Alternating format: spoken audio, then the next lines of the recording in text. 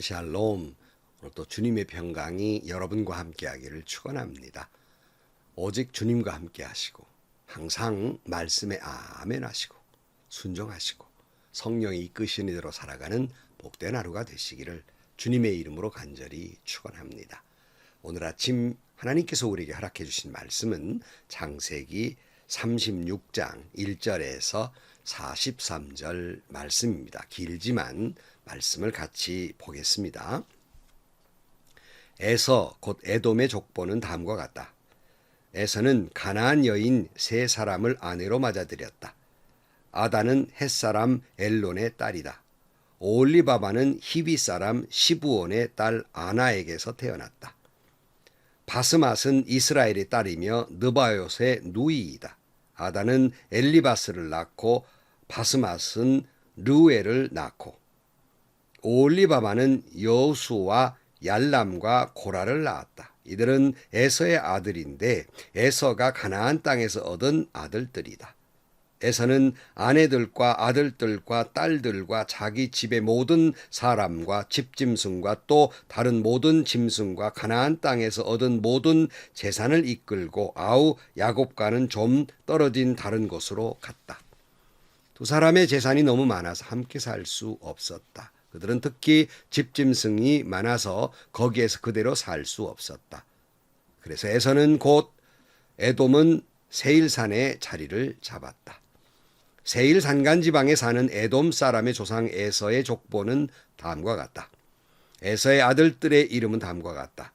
에서의 아내 아다가 낳은 아들은 이름이 엘리바스이고 에서의 아내 바스밭이 낳은 아들은 르우엘이다. 엘리바스가 낳은 아들은 대만과 오말과 스보와 가담과 그나스이다. 에서의 아들 엘리바스와 그의 첩 딥나 사이에서는 아들 아말렉이 태어났다. 이들은 에서의 아내 아다가 낳은 자손이다. 르우엘이 낳은 아들은 나핫과 세라와 삼마와 미사이라. 이들은 에서의 아내 바스맛이 낳은 자손이다. 에서의 아내 오홀리바마가 낳은 아들은 여우수와 얄람과 고라이다. 에서에게서 나온 종족들은 다음과 같다. 에서의 맏아들 엘리바스를 조상으로 하는 종족들은 대만과 오말과 스보와 그나스와 고라와 가담과 아말렉이다. 이들은 에돔 땅에 있는 엘리바스 종족들이다. 이들은 에서의 아내 아다가 낳은 자손이다. 에서의 아들 르우엘의 조상으로 하는 종족들은 나핫과 세라와 삼마와 미사이다. 이들은 에돔 땅에 있는 르우엘 종족들이다. 이들은 에서의 아내 바스맛이 낳은 자손이다. 에서의 아내 오홀리바마의 아들에게서 나온 종족들은 다음과 같다.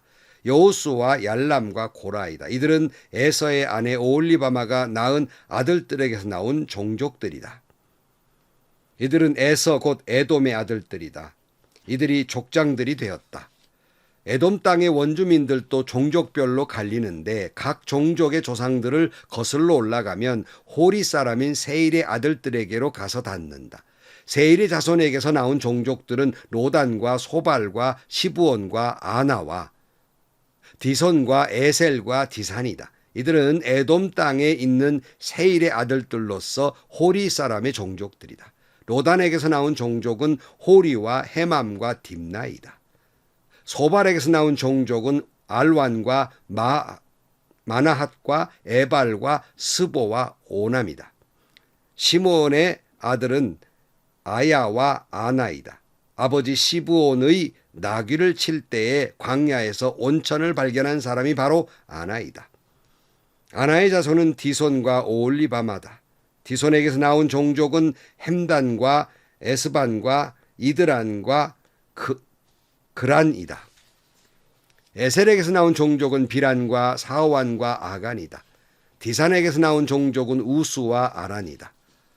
호리 종족의 조상들은 로단과 소발과 시브온과 아나와 디손과 에셀과 디산이다. 이들은 그 갈래를 따라 분류하면 세일 땅에 사는 호리 종족의 조상들이다. 이스라엘의 왕이 아직 없을 때에 다음과 같은 왕들이 차례로 에돔 땅을 다스렸다. 부올의 아들 벨라가 에돔 왕이 되었다. 그의 도성의 이름은 딘하바이다. 벨라가 죽으니 보스라 사람 세라의 아들 요밥이 그의 뒤를 이어서 왕이 되었다. 요밥이 죽으니 대만 사람의 땅에서 온 후삼이 그의 뒤를 이어서 왕이 되었다.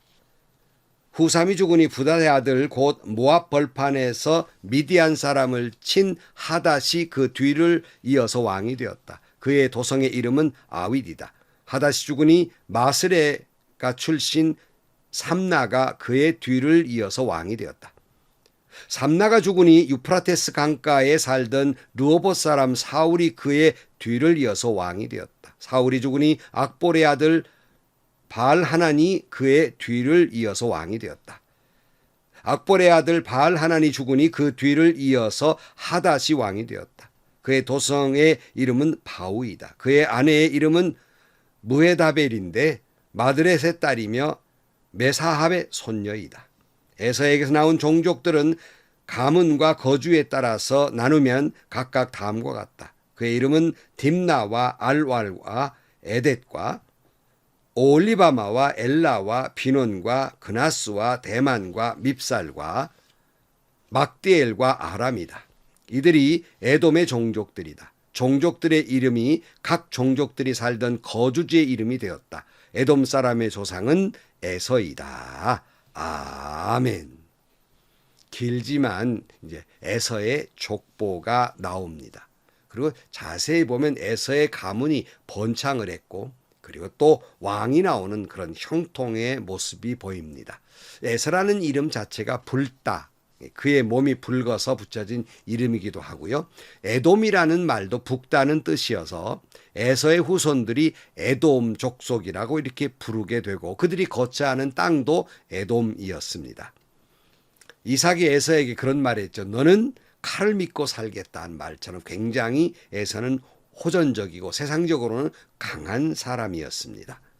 그는 영적인 면이라든가 장자의 축복 이런 건 깊이 생각하지 못하고 단지 그들은 현실주의자였습니다. 그래서 당장에 있는 이 배고픈 문제가 중요한 거지 나중에 장자의 축복 이런 건 별 문제가 되지 않아서 장자의 명분을 팥죽 한 그릇에 팔아버리기도 한 사람입니다. 한순간의 만족을 위해서 영원한 기업을 포기한 것입니다. 그런데도 지금 동생 야곱보다 번성하고 있어요. 에서가 세일에서 큰 번영을 이룰 때 야곱은 어디 있었나? 밧단 아람에서 종살이하고 있었습니다. 축복을 약속받은 야곱의 자손은 애굽으로 내려가 무려 400년 동안 종살이 했습니다. 이때 에서는 독립왕국을 이루었고 8대에 이르러서 왕이 됩니다. 창세기 36장에서는 에서와 그의 후손에 대한 이야기가 쭉 나옵니다. 그 뒤로는 그 에서에 대한 관한 그 이야기가 나오지 않습니다. 그러면 일종의 여기서 이제 성경은 모든 사람의 이야기가 쓰여진 것이 아니기 때문에 바로 오늘 본문의 말씀 창세기 36장이 일종의 에서와의 고별장이라고 할 수 있겠습니다.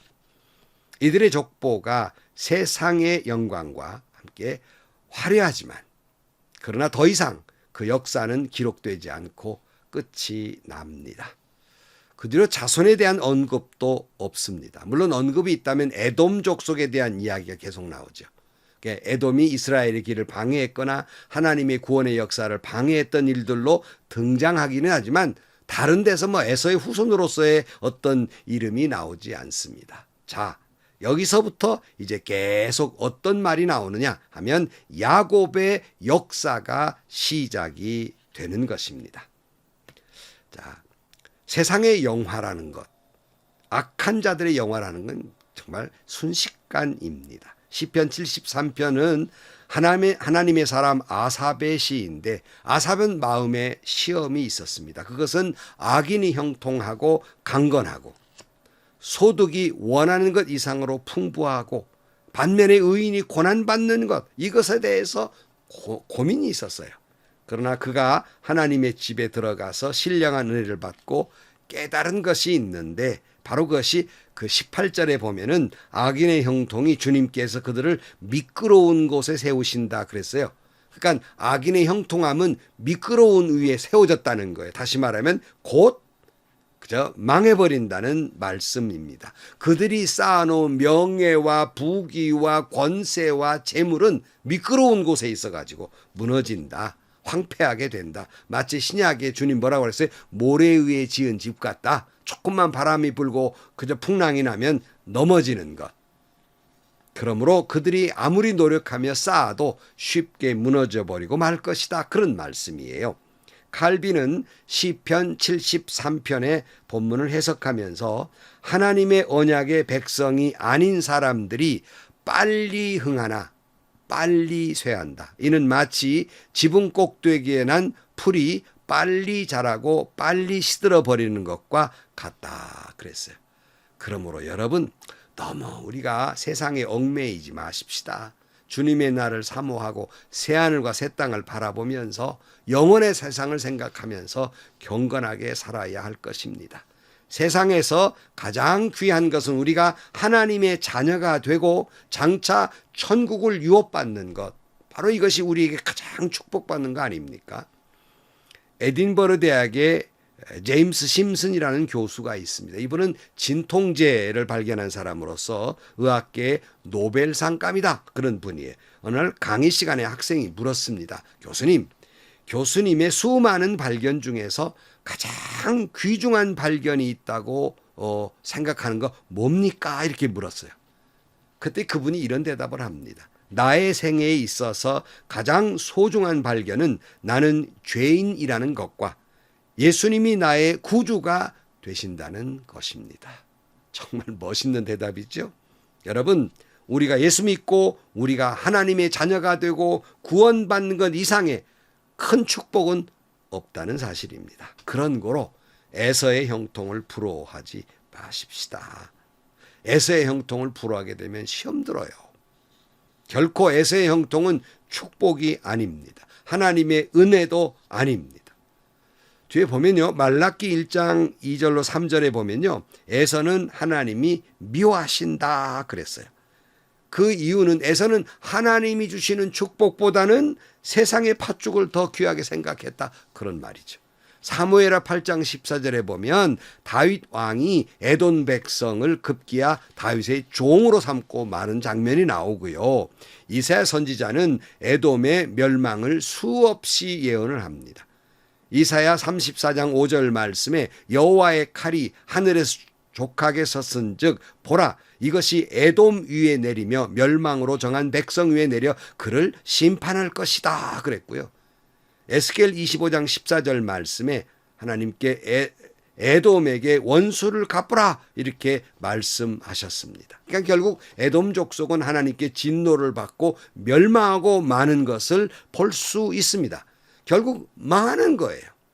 악인의 세상은 결국 망하게 돼 있기 때문에 부러워하지 말자 하는 거예요. 욥기 12장 6절 말씀에 보면 강도의 장막은 형통하고 하나님을 진노하는 자가 평안하니 그랬습니다. 악인의 형통은 일시적인 거라는 거예요. 그를 부러워할 필요가 없다. 그렇게 말씀하고요. 하박국 2장 3절 말씀에 보면 이 묵시는 정한 때가 되어야 이루어진다. 끝이 곧 온다는 것을 말하고 있다. 이것은 공연한 말이 아니니 비록 더디더라도 그때를 기다리라. 반드시 오고야 만다. 늦지 않을 것이다. 마음이 한껏 부푼 교만한 자를 보아라. 그는 정직하지 못하다. 그러나 의인은 믿음으로 산다. 그랬어요.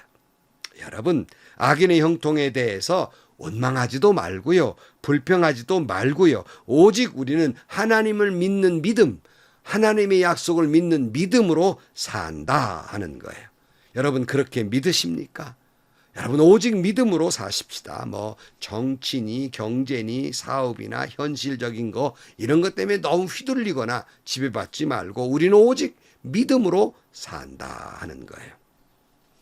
여러분 그런데 우리가 이런 것들을 이론적으로 알고만 있어서 소용없습니다. 믿어야 합니다.